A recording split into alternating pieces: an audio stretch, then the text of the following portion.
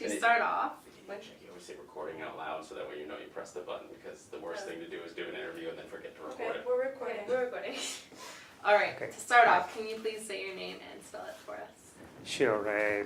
Dr. Ofer Opher Gurevitz. All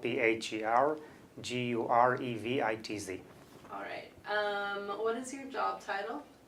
I'm a clinical psychologist. I have a PhD in clinical psychology. And can you give us a brief description of what that job is?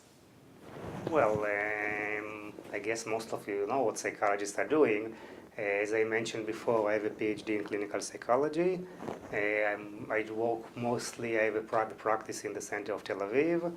I do other type of jobs. I'm working with the Army, I'm working with PTSD, lecture a little bit.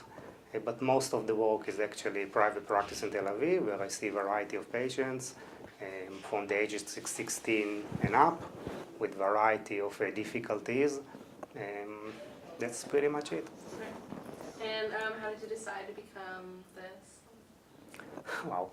Well, that's a long journey. I mean, people need to understand it's quite, it's not a regular job. I mean, it's, you have to spend about 15 years of your life just to become a clinical psychologist. And it's an evolving process. I can't say that when I was a child I knew this is what I want to do, but when I went to college and start to think about what I want to do, I knew that this is the field. I always wanted to work with people. I'm interested in human behavior. I like people. I'm good with people.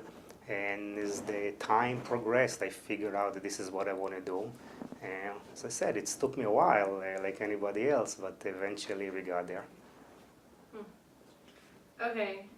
So you mentioned that you mostly work with all these people, and later you find out after seeing their psychological disorders that some of them have had eating disorders and stuff, right? Right. I mentioned before when we spoke before the interview. Let me just repeat again. Stop. Sorry.